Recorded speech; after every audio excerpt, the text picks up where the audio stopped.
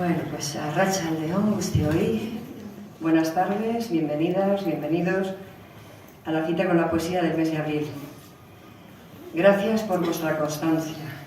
Gracias a Casa de Cultura, una vez más, por abrir sus puertas a la poesía. Y, como no, gracias a Uchi, nuestro entregado técnico. La poeta invitada de esta tarde es nada menos y nada más que Olaya Castro. Bienvenida, Olaya. Muchas gracias. Estoy encantada, yo personalmente, de que una voz como la de Olaya Castro esté hoy presente en este espacio, que es un espacio de poesía.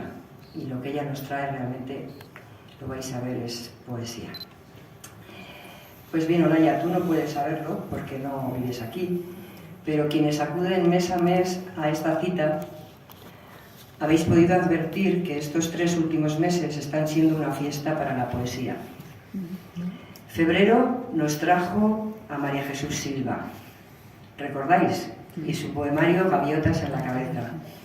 Una reflexión sobre la locura, los locos, a partir de ella, una mujer que decide suicidarse, su intento se ve frustrado y es internada en un psiquiátrico.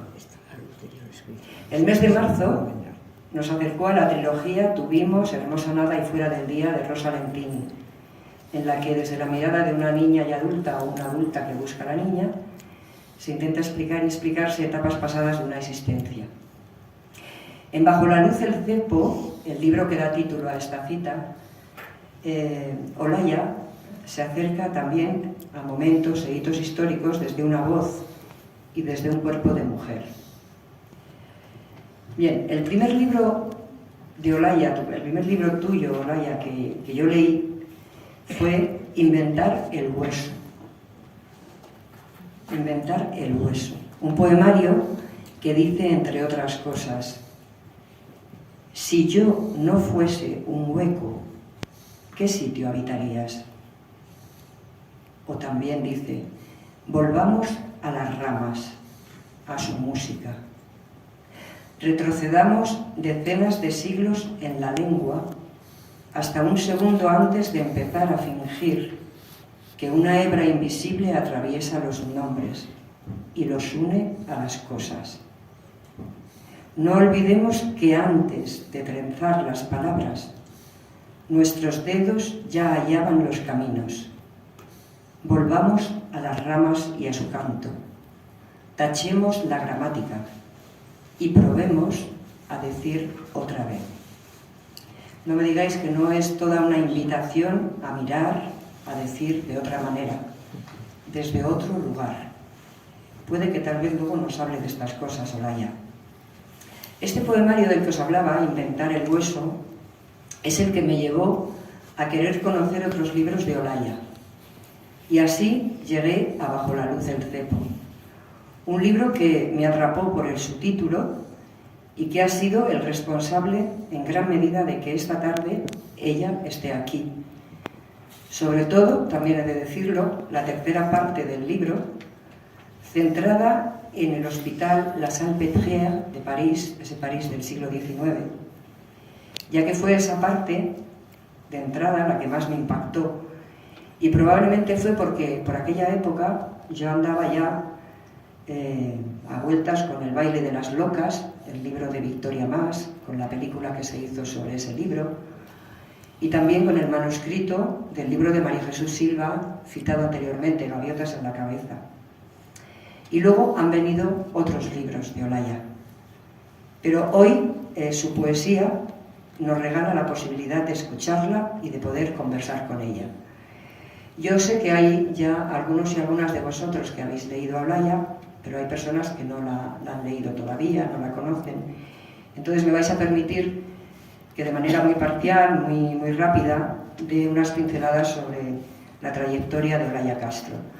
Olaya nació en Granada, es doctora por la Universidad de Granada y licenciada en Periodismo y en Teoría de la Literatura.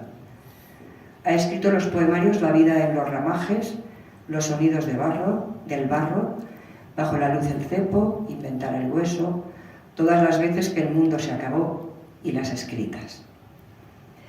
Ha sido ganadora del Premio Nacional de Poesía Miguel Hernández del Premio Tardor de Poesía, del Premio Antonio Machado en Baeza, del Premio Unicaja de Poesía, del Premio Ciudad de Estepona de Poesía, del Premio Vicente Núñez y también finalista del Premio Andalucía de la Crítica durante 2 años consecutivos. Premios de los que ella misma dice, cito,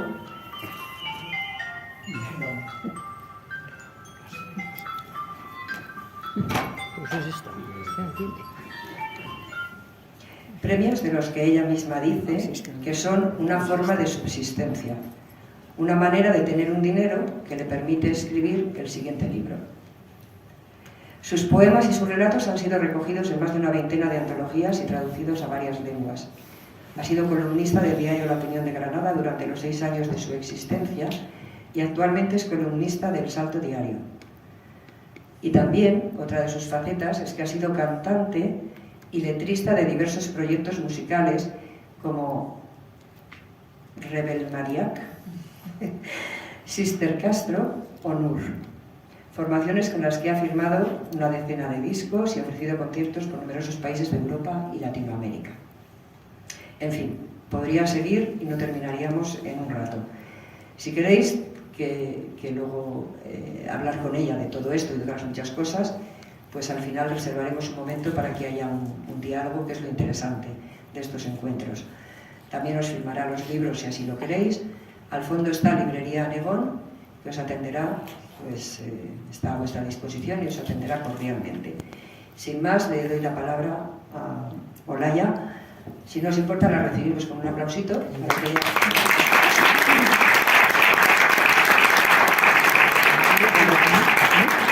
Muy bien. Ante todo, darle las gracias a Ángela por invitarme, pero sobre todo por crear este espacio y este ciclo y mantenerlo durante tantos años y por hacer posible que tanta gente pues tenga contacto con la poesía una vez al mes, que ya es algo milagroso en los tiempos que corren. Os agradezco muchísimo el haber venido a acompañarnos y a escuchar mi poesía. Voy a empezar recitando unos poemas de Bajo la luz del cepo, explicando un poco antes mi manera de concebir los libros, que es un poco sui generis, porque las lectoras de poesía sabéis que normalmente los libros de poesía son colecciones de poemas más que libros en sí mismos, ¿no? La poesía no es un género que habitualmente se geste en proyectos muy claros como sí ocurre en la narrativa o en el ensayo. Pero yo sí opero de esa manera, quizá porque lo primero que fui fue narradora de relato corto y todavía tengo a esa narradora dentro de mí y mis libros siempre son proyectos que tienen un sentido y una unidad. Quizás si lees los poemas sueltos no te dicen mucho, porque dependen mucho para generar el sentido de los que lo acompañan. Y especialmente este libro, Bajo la luz del cepo, narra 3 historias reales, ficcionalizadas, que tuvieron lugar en la segunda mitad del siglo XIX y que para mí eran 4 episodios históricos que demostraban de manera muy clara el fracaso de ese proyecto moderno occidental de la Ilustración. Por eso Bajo la luz del cepo, esa época de las luces, ¿no? Y de la razón, de la Revolución Francesa que inaugura la modernidad, pues escondía en gran parte muchos peligros ideológicos y al final era un proyecto muy clasista, muy capitalista, en el que se dejaba atrás a toda la gente que no podía, las desposeídas y los desposeídos, también muy patriarcal y muy machista y muy colonialista. Y eso es la mirada que intento poner en este libro. La primera historia es la de la expedición perdida de Franklin, una expedición que tuvo lugar al Ártico de los británicos y que acabó fatal, como vais a ver, pero sobre todo me interesaba porque fue una expedición con mucha pompa que hicieron los británicos creyendo que ellos iban a ir a conquistar el Ártico y a enseñarle a esos salvajes que vivían en el Ártico, que eran los inuit, pues lo que para ellos eran una civilización atrasada, en todo lo que consistía ser una civilización avanzada como la británica, ¿no? Se llevaron un montón de vajillas y de cosas de oro y de cosas que luego al final no les sirvieron para nada, como vais a ver. Y yo me imaginé que había una mujer que entraba en esta expedición disfrazada de hombre. Me lo imaginé porque hay una expedicionaria francesa de la misma época que se vestía de hombre para poder, porque en aquella época las mujeres no podían, lógicamente, meterse en un barco e ir a hacer una expedición de ese tipo, ¿no? Entonces mi protagonista, Virginia, es una mujer que está mirando desde un lugar diferente, que precisamente por ser una mujer en peligro no pueden descubrir que es una mujer, porque si no, pues la echarían de la expedición, y mira desde cierta desconfianza y con una empatía a esa población inuit, que como vamos a ver al final, quién eran los civilizados y quién no, y quiénes eran los que tenían esa verdad y quiénes no. 1. Era tan grande aquella sed de blanco, ansiábamos el hielo y sus destellos, el deslumbre punzante de la escarcha, bajo su resplandor fundar el mundo. Soñábamos con ir siempre más lejos, con ser los primeros en pisar esa nieve. Una luz oblicua alargó nuestras sombras y extraviamos la escala. Nos creímos gigantes, corrimos hacia el brillo de la única forma en que sabemos correr hacia las cosas, con una red pequeña entre las manos y un arpón escondido en la garganta. Agarramos el hielo con nuestras manos tibias, lo agarramos hasta que todo lo que brillaba se deshizo.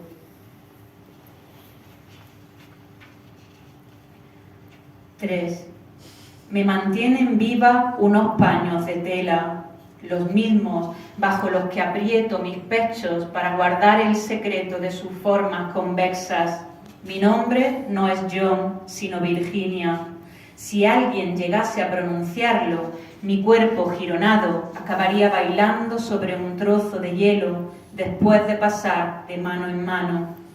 Con el cabello muy corto, engolo la voz cuando digo a la orden, y llegado el momento del licor y los naipes, me retiro a un rincón y remuevo en silencio mi cautela. He buscado en los ojos de los otros pedazos de mi miedo, en vano. Estoy sola aquí. De noche oigo el hielo romperse mientras los marineros fuman y me untan con su risa pegajosa. Oigo el hielo romperse y me pregunto cuánto tardará este mundo agrietado en urdir contra nosotros su venganza. 4. Todo lo que aquí llevamos con nosotros el sello de nuestra civilización tan avanzada. 20 jarras de cristal y 2 vajillas, 300 pañuelos de seda, cómo no, y 5 relojes de bolsillo, 24 toneladas de carne, 2 de tabaco, 35 de harina, 20.000 litros de sopa, 8.000 de licor y 1.200 libros. Leo a Dickens mientras los hombres beben y sueltan sus bravatas. 2 borrachos pelean en cubierta. Oigo los puños golpeando la carne y los vítores entusiastas de quienes miran. Sé que alguien los separará justo antes de que puedan matarse, y cada cual volverá a su camarote. Quedará la sangre sobre el suelo, la maraña de hilos rojos que rodaron del labio a la madera. Esta mancha es lo que somos, la delicada porcelana que vinimos a mostrar a los salvajes. 5. Hace días nuestros barcos quedaron atrapados en el hielo. Decidimos abandonarlos y dirigirnos hacia el sur buscando una salida a este laberinto que deslumbra. Ahora devoramos con avidez las latas de conserva y seguimos andando. el viento nos sacude, recibimos disparos de escarcha en pleno rostro y hablamos con la lengua entumecida. Anoche enterramos en la nieve los primeros cadáveres.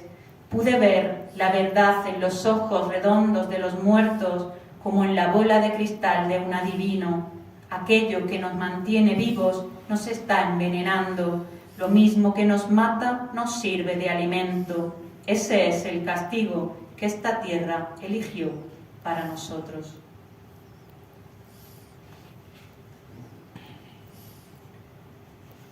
Me embarqué en el Erebus huyendo de mi sexo esponjoso. Papá quería casarme con un señor enjuto al que le temblaban en la lengua las palabras. El asco fue rotundo en sus señales. Cada mañana, nada más despertarme, subía desde el estómago a la boca, agrio como leche pasada. Entonces escondí a Virginia bajo estos paños largos e inventé a John, que en lugar de casarse con un hombre acordeón al que no ama, se interna valiente en un mundo de hielo, un mundo donde se muere a solas, un mundo donde siempre se muere caminando. 8. Los inuit abren agujeros en el hielo desde donde los peces saltan a sus manos. Van cubiertos con pieles y avanzan en pequeñas canoas, esquivando las banquisas en una coreografía deliciosa. Los perros que tiran de sus trineos son bolas de algodón que duermen a sus pies cuando llega la noche. Al observar nuestro caminar enfermo, los inuit mueven la cabeza a ambos lados y se ponen muy serios. Somos quienes invadieron su tierra cargados con estúpidos objetos, los que a su paso van dejando este reguero de muertos sobre el hielo y resquebrajan un mundo que no es suyo para marcharse silbando hacia otra parte. Y a pesar de ser estos que somos, en las arrugas de sus rostros puedo ver que hay lástima en la forma en que nos miran. 9. No entraba en nuestros planes que este desierto blanco nos quemara los ojos. Tanto brillo resulta insoportable. Cuando llega el deslumbre, nuestros pasos se vuelven torpes y pequeños. Cada vez son más los cuerpos a enterrar y menos las manos que cavan en la nieve. En esta carrera hacia la muerte, ¿quiénes ganan? ¿Los primeros o los últimos en llegar a la meta? Arrastramos los cuerpos pincel de los heridos y su sangre dibuja acuarelas sobre el hielo. Este sería sin duda un cuadro hermoso de no dar tanto miedo. 10. Anudamos los pañuelos de seda a nuestros cuellos antes de dar inicio a este banquete.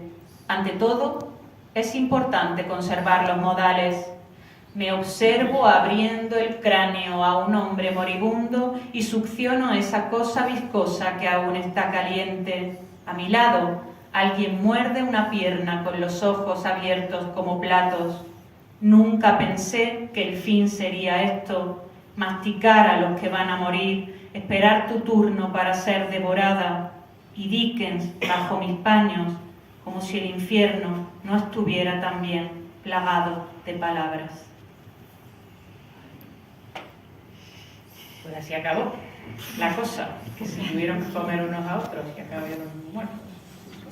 Así que fijaos, este capítulo yo me pongo en la piel de un niño que está en ese momento en el que, adolescente, en el que se da el paso de la niñez a la edad adulta y es un niño convirtiéndose en hombre, que todavía tiene esa inocencia infantil, pero al que ya le están imponiendo una serie de roles y de miradas típicas masculinas en las que ya no le dejan tener miedo, no le dejan expresar su cariño de la misma, ya se tiene que convertir en esa cosa valiente e inalterable, ¿no? que se supone que debe ser un hombre de verdad. Y él mira desde ese lugar también más temeroso y más crítico lo que está ocurriendo y dice: Avanza la caravana bajo un manto de polvo. Vamos hacia esa tierra áspera que no nos necesita. Imaginamos el sonido del río y creemos seguirlo, como creemos también que el oro nos espera donde brincan las truchas. Cada noche somos una fila de luciérnagas que bailan entre las pitas. Huele a aceite de quinqué y lo sombrío, envuelto en paños húmedos, se guarda en el fondo de la alforja. Mamá dice que pronto alcanzaremos California y que una vez allí daremos con el valle donde levantar listón a listón una casa muy grande con nuestras propias manos. Después dormiremos abrazados a un rifle, preservando esta nada que trajimos. Cada 2 o 3 días detenemos la caravana y dormimos al raso. Megan y yo contamos las estrellas mientras los mayores pinchan el malvavisco en largas ramas y lo acercan al fuego. A veces los hombres beben licor y las mujeres bailan agitando sus faldas. Hay una risa suspendida en el aire como canto de grillo. Alguien vuelve de pronto a la historia del brillo que aguarda entre las rocas y todos escuchan con un temblor extraño. Algunos se quedan ovillando palabras hasta tarde, haciendo largas sumas con palitos. Mientras sus ojos centellean, apilan lingotes invisibles, calculan, computan, multiplican. Megan y yo, que contamos estrellas mientras se habla del oro, hace ya mucho que dormimos. Para nosotros no hay más mundo que este redondo 10 que abarcan nuestros dedos. 3. El señor Dredd hace sonar su arpa de boca hasta que lo que oímos parece una canción. En el porche de casa, papá fuma en pipa y yo levanto polvo con las botas mientras bailo. Mamá sigue dentro, en la cocina, está cociendo el pan que nos sostiene. Megan, sujeta a la viga de madera, nos mira con una gravedad impropia de sus años. Parece saber que ella no bailará, que pronto también estará dentro, en la cocina. Cuando amanezca regresaremos al río y pasaremos las horas meciendo arena y agua en las bandejas, esperando hallar el oro bajo el barro. Tampoco brillará nada mañana, pero volveremos al porche cuando caiga la noche a cantar y bailar sobre este miedo mientras mamá cuece el pan que nos sostiene. Hay algo en el salto del pez corriente arriba que apaga las voces de los hombres y convierte sus frases en un manso siseo. Para entonces solo existe la contienda, este cuerpo pequeño que avanza al retorcerse. ¿Por qué no nos sirve ese brillo de escama, la chispa plateada que prende bajo el agua, esta batalla de luz por no morir tan pronto? Corriente arriba, devorando cualquier cosa comestible, con 100 huevos huyendo bajo el vientre. Corriente arriba, buscando respirar en lo profundo. Hay algo en el salto del pez que nos hace de espejo. Sé que tendremos que llegar hasta el final para que puedan seguir las cosas sin nosotros, para que los demás repitan este mismo fulgor, esta herida de agua, esta estampida. Cada mañana, antes de partir hacia el río, damos gracias a Dios por lo que haya ese día en nuestros platos, no importa si son gachas o ratones. Mis padres y mi hermana parecen olvidar que le rezan a la misma persona que nos ha abandonado, ese Dios que es capaz de esconder bajo tierra un puñado de oro tan solo para vernos escarbar, el mismo que nos trajo hasta aquí sabiendo que el hambre va a matarnos mucho antes de que el trigo nos llegue a la cintura. Yo muevo los labios y finjo rezar mientras tanta gratitud me va astillando. Me pregunto ¿cuándo se darán cuenta los demás de que estamos buscando una mentira? Me pregunto si no lo saben ya hace semanas y vuelven cada día hasta esta orilla ciega a tiritar bajo el agua con el único fin de enjuagar tanto miedo. 9. Trajimos las armas de muy lejos para ahuyentar a los apaches disparando a las nubes, aunque dice papá que si no hay más remedio y estos indios se niegan a marcharse, habrá que derramar algo de sangre. Dice también que aunque duerman en ella y desde hace mucho tiempo de ella coman, esta tierra no es suya, sino nuestra. No son criaturas de Dios esos salvajes, explica mamá, mientras mueve hacia abajo la cabeza.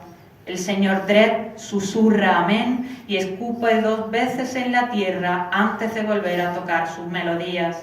Y es verdad que estos salvajes no son como nosotros. Nosotros, criaturas de Dios, hemos llegado hasta aquí para matarlos. 10. Megan es la primera en caer. Hace semanas que una tos pedregosa le escalaba por el pecho como hiedra. Enterramos su cuerpo delgado a unos metros de casa. Tras alisar la tierra con las manos, papá clava una cruz a la altura de la cabeza. Mamá dice que su niñita descansa por fin, libre ya de todo sufrimiento, que hay ángeles en el cielo que la están esperando. Todos rezan a los pies de esta tumba demasiado pequeña, pero yo solo oigo el crujir de mis tripas partiéndome por dentro. Mientras mido el tamaño del trigo, me hago, insistente, una pregunta. Cuando llegue mi hora, ¿quedará alguien en pie para enterrarme?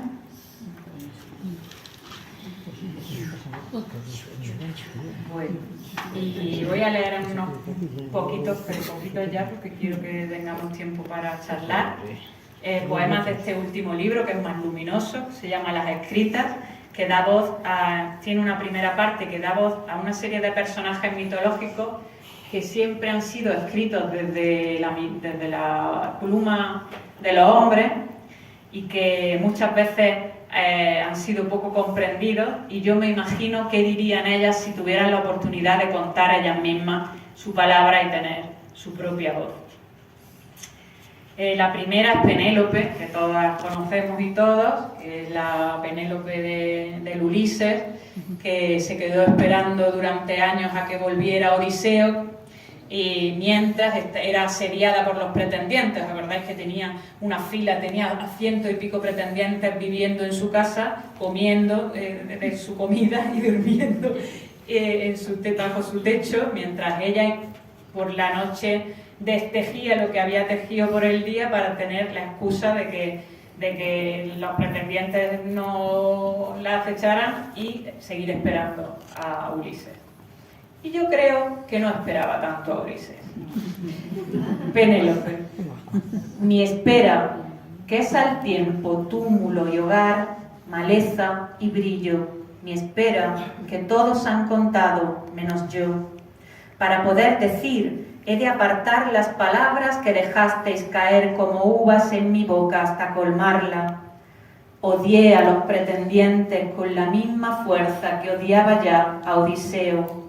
Solo amé la mortaja que se interponía entre ellos y yo.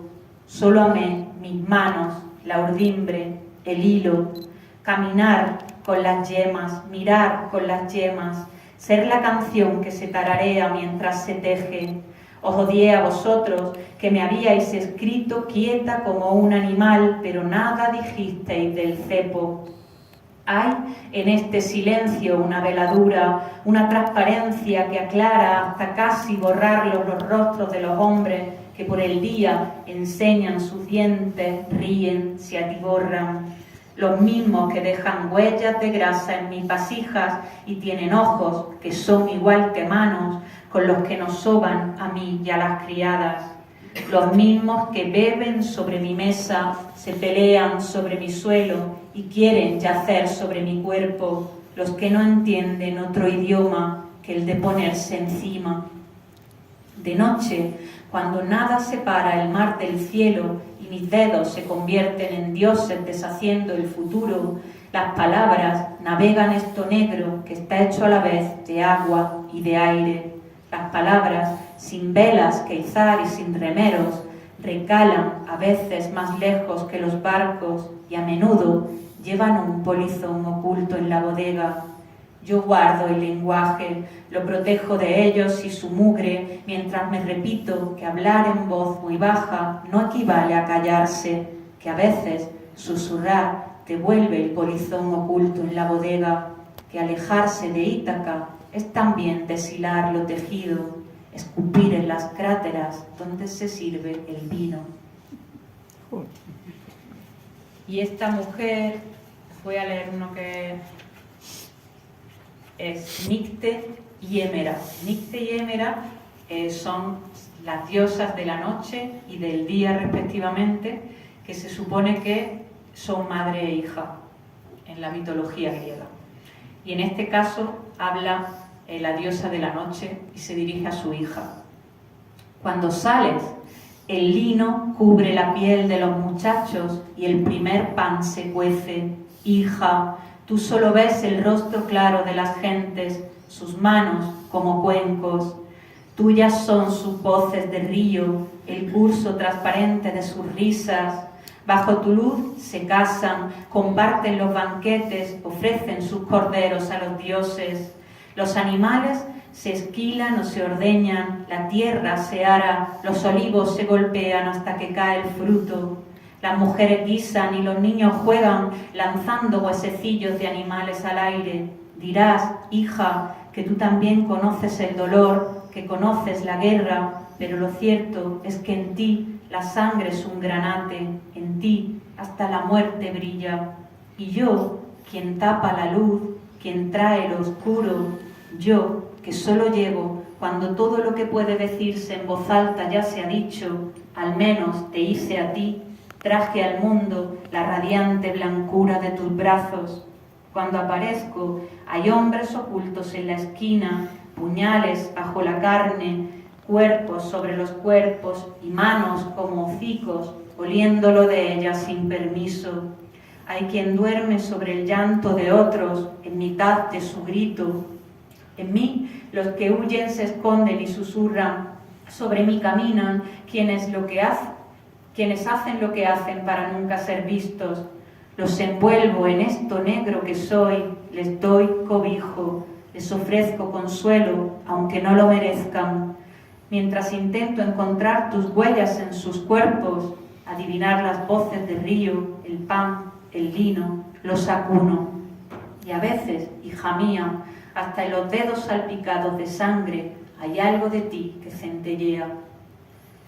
Y quiero acabar leyendo, en la segunda parte hago un ejercicio de usurpación absoluta y de ventriloquía y cojo a las escritoras que más me gustan y me pongo en su piel y les robo un poco la voz. Y hay una especialmente que es Hadevis de Amberes, que es una escritora muy poco conocida que os recomiendo muchísimo, que era una beguina, una monja muy laica, que en el siglo XIX era una congregación con una libertad pasmosa, que hacían cosas que no le estaban permitidas a casi ninguna mujer. Y bueno, y ella escribía sus poemas a Dios, pero no lo nombraba como Dios, sino como amor, con mayúsculas. Amor habita en todas partes, también en la herida, en su brillo rosado. Toca con tus dedos los dedos que no están. Hay algo suave en el muñón que se descubre al tacto. Curar no es solo aliviar con ungüentos el ardor de la llaga, es acariciar donde los otros no hacen más que apartarse. Pon tus ojos, tus manos aquí, respira este asco hasta ablandarlo y que se vuelva pena, y la pena piedad, y la piedad fervor, y el fervor gozo. Pega tu oído a la enfermedad, a la muerte, existe cierto consuelo en su susurro. Déjate arrullar por el dolor, siente el cuerpo que cede, el miedo que se afloja. Al final no se espera una casa sin daño. Soy beguina, vivo al margen de la iglesia sin besar sus anillos. Aquí no hay clausura ni votos de silencio. A ojos de amor todas somos iguales. Rezamos y cultivamos plantas, leemos y damos pan a quienes hambre tienen. Por lo demás, somos libres, vivimos juntas, sin órdenes que obedecer, como buenas hermanas. Si aprendí latín, fue para elegir no usarlo. Escribo en neerlandés porque he visto que los señores, lo mismo que repudian a pobres y leprosos, huyen de algunos idiomas y se abrazan a otros, aquellos en los que las monedas tintinean. Yo sé que la palabra puede alzarse como un bastón de mando, golpear incluso. Por eso procuro rozar con nombres esponjosos la verdad que tanteo en mis poemas y que suene la lengua a fruta madura, a canto de grillo, a manantial. Por eso voy de lo escrito a la costra. Por eso, en lugar de decir Dios, digo amor, y para hallar redención resbalo dentro.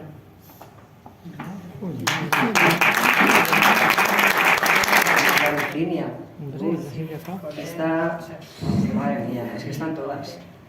Están todas. Yo os digo que creo que está Anegón ahí atrás. No dejéis perder la ocasión de llevaros el libro, porque francamente... Antes de que leas, me gustaría preguntarte cómo consigues, nos has hablado de la estructura, cómo sales del yo, te pones en el lugar de la otra, de las otras. ¿Cómo consigues ese tono tan certero para que te pongas en el lugar de esa otra y nos has hecho... Yo he visto, he vivido a Virginia, la he sentido viva, al niño, a Penélope, seguro que Penélope pensaba así. ¿Cómo consigues ese tono? Porque en el momento que te haces con el tono del poema, ya está cerrado. Creo que sí. No, eso. ¿Cómo consigues el tono?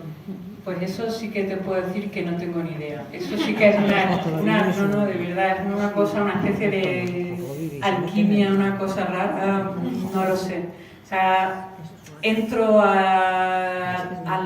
en este libro, por ejemplo, con tanto respeto hacia las mujeres que, en el caso de las escritoras que admiro tanto, con mucho conocimiento, en el buen sentido, habiéndolas leído muchísimo, habiendo leído mucho sobre ellas también, pero luego hay una cosa de emoción que no sé, porque entro ahí porque veo una herida común, ¿no? Yo siento que para mí el dolor es algo que nos hermana mucho con la gente, ¿no? O por lo menos a mí me pasa, ¿no? Que es algo con lo que empatizo mucho, con el dolor en todos los sentidos, ¿no? Con las tragedias, con la cosa oscura que hay en la vida, ¿no? y que nos atraviesa a todos y a todas. Y no sé cómo, pero sintiéndolo, no sé qué, no lo sé. Luego, ¿puedo sí, claro. añadir algo? Hay algo muy importante que ella no ha dicho, pero yo por los libros suyos que he leído, hay un trabajo no solo en la línea que ella ha dicho, sino también un trabajo con el lenguaje fascinante.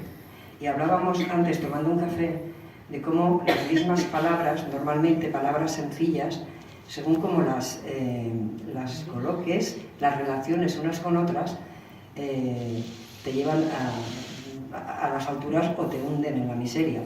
Y yo creo que, pero si no es así me lo dices, yo creo que ella o lo hace de manera estudiada o tiene un don especial, pero sabe dónde colocar cada palabra precisamente para que digan eso que Pilar está diciendo, cómo haces para llegar a ese tono.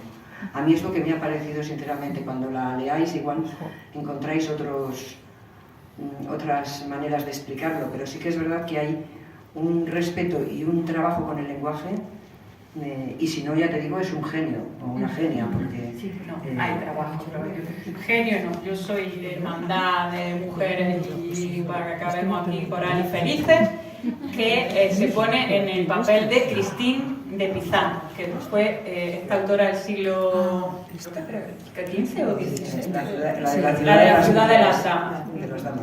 Una de las primeras mujeres que hizo un texto feminista en el que, pues digamos que defendía la formación de las mujeres y la educación de las mujeres, en un tiempo en el que hasta eso se cuestionaba. Puedo hacer una pequeña... Yo es que estoy hoy de abogado del diablo.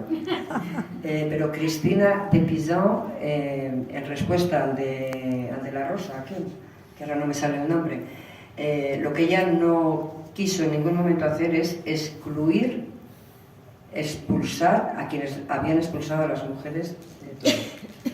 Es decir, que fue mucho más inteligente. Y yo creo que ya sabía que no se puede excluir, o vamos juntos o no vamos a ningún lado. Pero yo creo que eso es tan obvio, quiero decir, que las feministas tengamos que explicitar que no vamos en contra de los hombres y que lo que queremos no es hacernos un Hitler segunda parte y ejecutar a todo... Eso es obvio, está claro. Si las mujeres feministas, nuestra única lucha es por la igualdad, es simplemente vivir en el mundo con los mismos derechos y con la misma capacidad y con la misma autonomía que han vivido los hombres toda la vida. Y por supuesto que para esa transformación necesitamos compañeros de viaje y necesitamos cómplices y necesitamos hombres con sed de justicia social, pero igual que nosotras por ser blancas y nosotros por ser blancos, no somos unos racistas que quieran, ni los negros por reivindicar sus derechos quieren ejecutarnos a todos los blancos, no, quieren vivir en una sociedad en la que no haya racismo, y nosotras como gente comprometida con la justicia social tenemos que apoyar ese movimiento, esa causa y estar ahí para lo que necesiten, ¿no? Pues igual. Christine de Pizan. Y viviremos nuestras, las unas con las otras, en esta ciudad donde no precisaremos del cordón de los hombres, ser hijas, madres, esposas de otros. Cada una sostendrá entre sus dedos un espejo en el que por cientos, por miles nos miremos a la vez. Un solo rostro se volverá el de todas. Arrojaron sobre nuestros cuerpos, a puñados, su idioma de tierra. Bajo él permanecemos como se habitan las tumbas, con los ojos cerrados y las manos oblicuas sobre el pecho.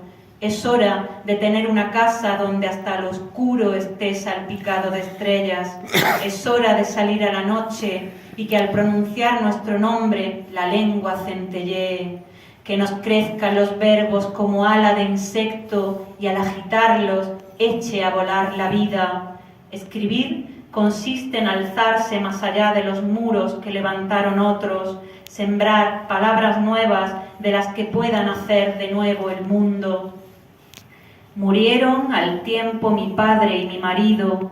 Sé lo que supone hacerse cargo de 3 hijos, una madre, una sobrina.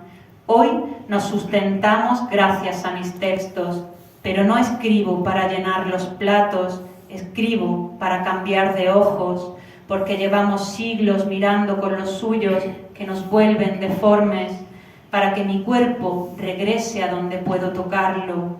Os propongo, hermanas, construir palmo a palmo la ciudad donde hablaremos con el acento crujiente que brota de los prados y nos bordaremos de hierba los vestidos. Aquí nadie vendrá a encerrarnos en una voz de reja, a negar que sepamos leer nuestro pasado, medir igual los astros, calcular a qué distancia se nos quedó la vida, dar de comer, decir 3 veces no, trazar los mapas, movernos como hojas en las ramas sin que viento ninguno nos arranque. Muy bonito.